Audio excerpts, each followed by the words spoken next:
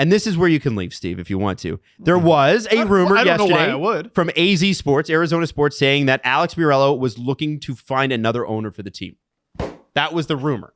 Mm-hmm. There is no, again, I have not mentioned Arena here. I don't know him. No, he's leaving. He's leaving. Okay. Steve walked out of the room. There's Steven. He's left. He's good. He's good. But then, Jesse, the Coyotes came roaring back. Yeah. There he is. What are you doing, Steve? I'm kicking Drew out. You're kicking Drew out? Yeah. Am I on mic? I'm kicking Drew out. You can. So which one? He wants to change the cameras. Oh, look at that. There you go. A great. Oh, I like that. It's not a great. All right, do picture in picture. Okay, so every time I talk, I'm going to go to camera 3. Where's the picture in picture button? Is it the top row? You can hit one of those, and it'll be. But you got to turn it on. Yo, we have so many This buttons. is awful podcast. No, this is great. No, Why are we doing this? I don't know. Here, And I just shut up and talk. All right, are we shutting him off? I turned his mic off. All right, so it was so interesting. You left. Yeah. You don't get. It's not your show if you leave. So what I want to know is, You got to switch the cameras.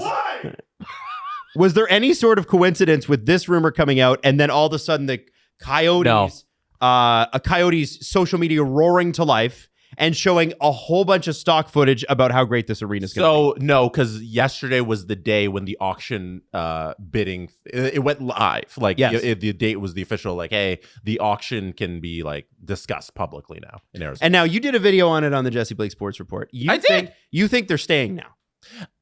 Based on how these auctions typically go, it's going to be, I think it was $62 million is the minimum bid. 65. 65, yeah. The 65 is the minimum bid for this piece of land, 92 acres in Northeast Phoenix.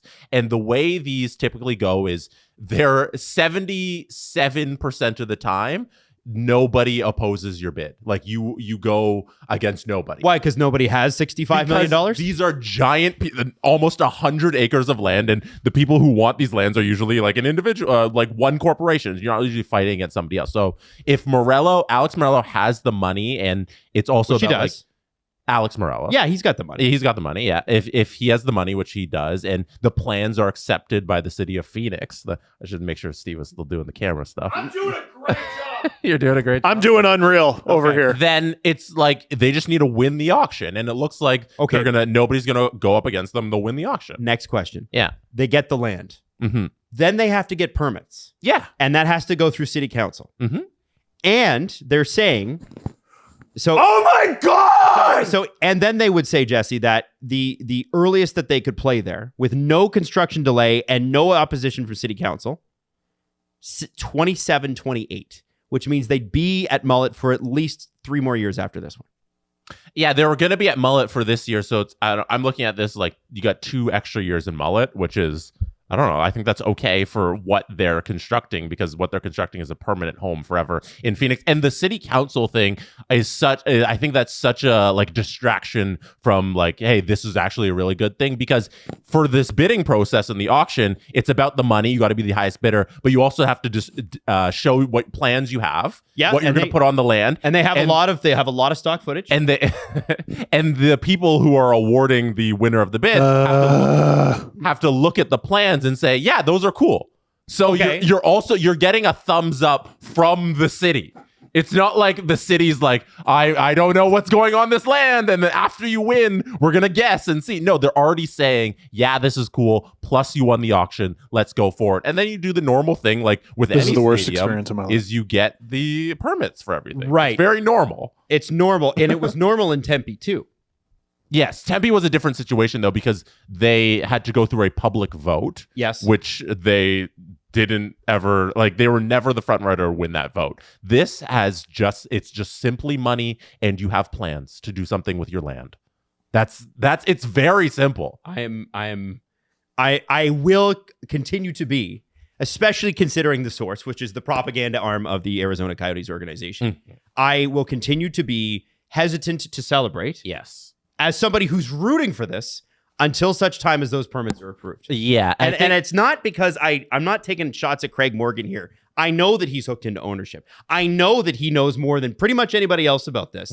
But the ownership always presents one side like, this is a done deal. It's going to happen. The way it was presented to all of us with Tempe, thank you, Steve, is the fact that is that this is a slam dunk. It's going to happen. Mm-hmm.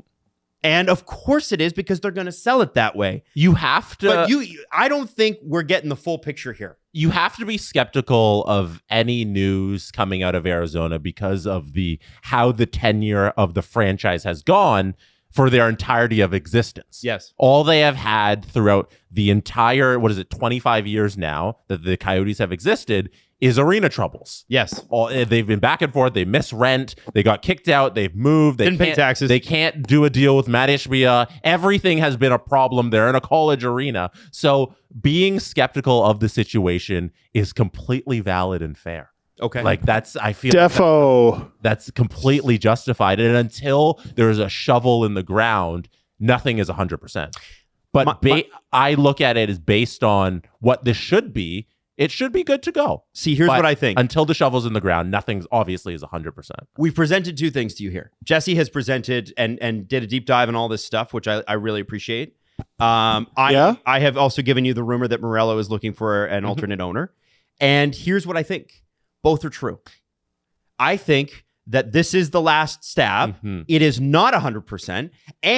But although it's over 50%. Nothing is 100% until it's done. But I'll give you over 50%. Maybe it's the last stab. Yeah. But my point is, just like the last one. As a smart owner, if he can't get this done, he's got to have somebody to sell it to. Exactly. It would be such poor business to not do your due diligence in any outcome. This could go haywire and he could lose it, right? Like the impossible could happen. He can lose it. And if he's sitting there with like, I'm unprepared, then you're a terrible business person. He needs to be prepared for every single situation. That's why you prepare for disasters, because disasters could happen. So he's doing the right thing by looking and seeing who might want to buy it and move it to Salt Lake City. I have one more thing that I want to say.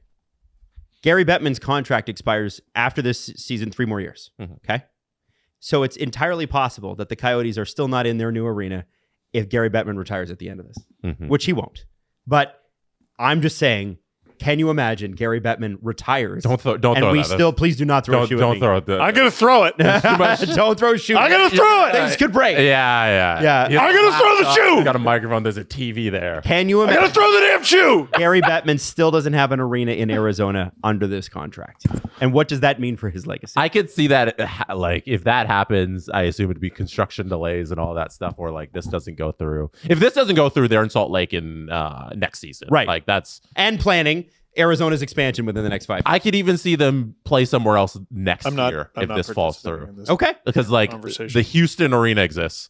The Salt Lake one, the one where the Jazz play, it exists, but you have as bad as sight lines as you had at Barclays. Yep. Like it'd be awful, but they could move it, So like I can see them moving. But I think it happens. Okay. Now, Steve, come on back because we're going to talk about another relocation. No.